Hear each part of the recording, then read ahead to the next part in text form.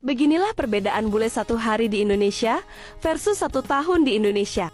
Pria bule ini masih tampak biasa saja. Ia berfoto santai, berjalan-jalan dengan gaya kasual, layaknya wisatawan pada umumnya. Namun setelah setahun tinggal di Indonesia, penampilannya berubah drastis. Ia mulai mengenakan batik, sarung, dan peci. Tak hanya itu, kebiasaannya pun ikut menyesuaikan, termasuk bermain game di luar rumah. Cara duduknya bahkan sudah persis seperti warga lokal, seolah menunjukkan bahwa ia benar-benar merasa nyaman dan menyatu dengan lingkungan sekitarnya.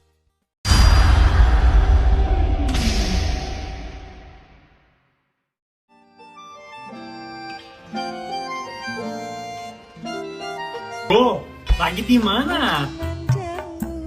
Mancing na mancing. Iya, mancing di sini.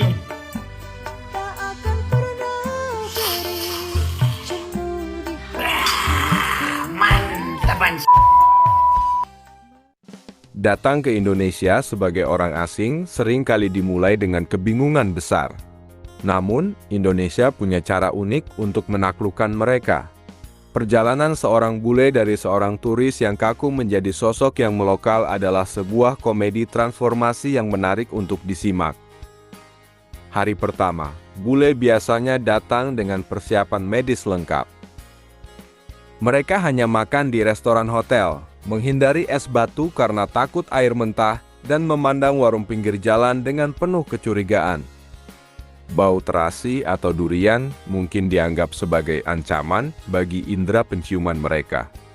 Setelah 1 tahun, standar kebersihan mereka perlahan luntur demi rasa yang nikmat. Mereka sudah punya langganan warteg favorit dan mulai merasa ada yang kurang jika makan tidak menggunakan sambal. Bahkan, mereka sudah ahli makan menggunakan tangan langsung sambil mengangkat satu kaki ke kursi. Persis warga lokal yang sedang menikmati makan siang.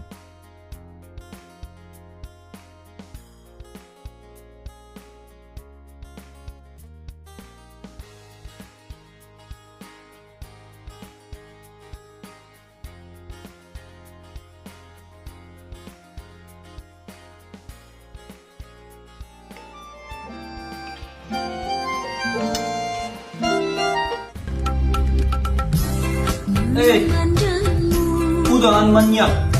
Makan dulu.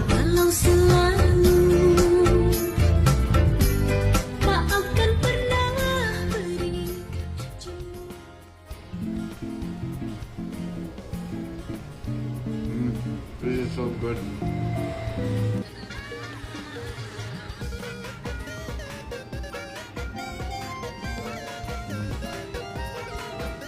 Enak banget.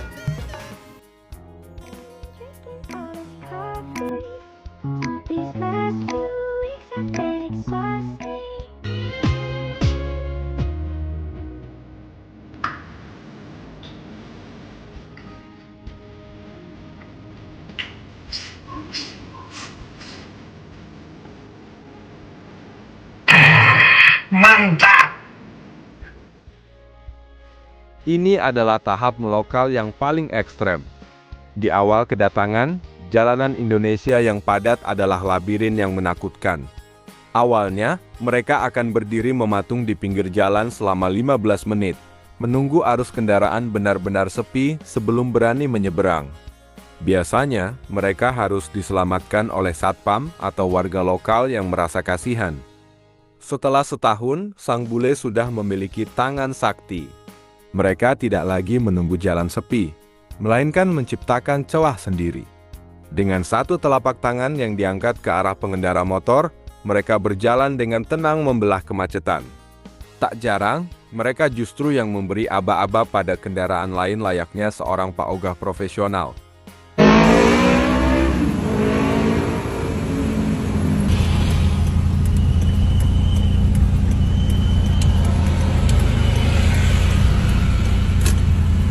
Kosong, ayo, cepat.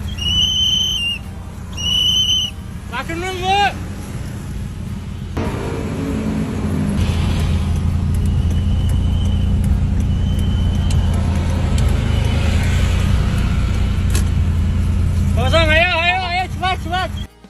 Hari pertama, selalu tampil modis dengan gaya barat, pakaian rapi, dan sepatu tertutup meskipun cuaca sedang sangat terik.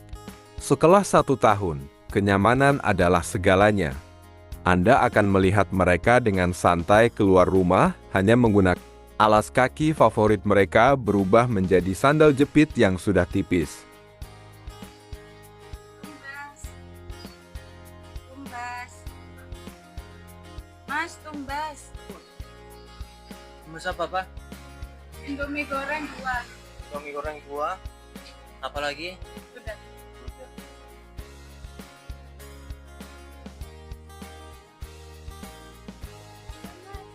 Loh, mau kemana, Pak? Oh ya. Mereka juga sudah menjadi ahli dalam menggunakan gayung dan kloset jongkok, sebuah pencapaian yang dulunya dianggap sebagai tantangan hidup dan mati. Apaan tuh? Gimana aku bisa pakai itu? Ano bang itu kecil lah. Nggak bisa. Ini apaan tuh? Ya jelas ini untuk ini dong Pak. Aku harus buktinya sudah ke aku atau gimana? Guys, kasih tahu aku ya, gimana bisa pakai ini? Orang bule di rumah-rumah kalian, jangan lupa kasih tahu ya sebelumnya.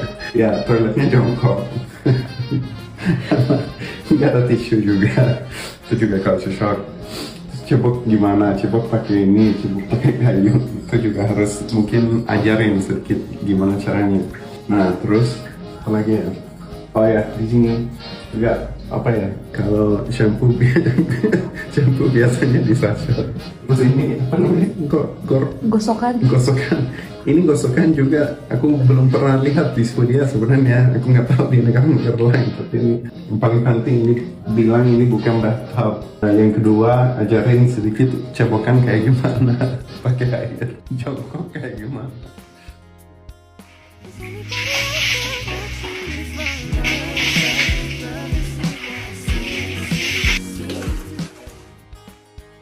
Mengapa mereka betah? Pada akhirnya, yang membuat para bule ini betah bukan hanya karena biaya hidup yang terjangkau, melainkan keramahan kolektif masyarakat Indonesia. Mereka yang awalnya merasa asing, perlahan merasa memiliki keluarga baru di setiap sudut gang. Rasa canggung berubah menjadi rasa nyaman karena di Indonesia, hidup terasa lebih santai, penuh tawa, dan tidak melulu soal aturan yang kaku.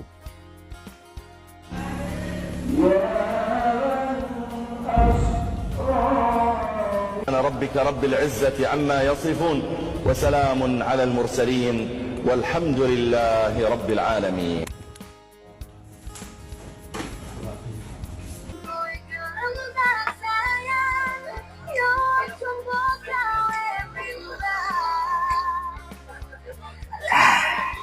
Enak banget.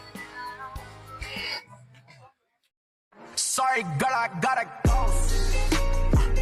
Yeah, you know this ain't the old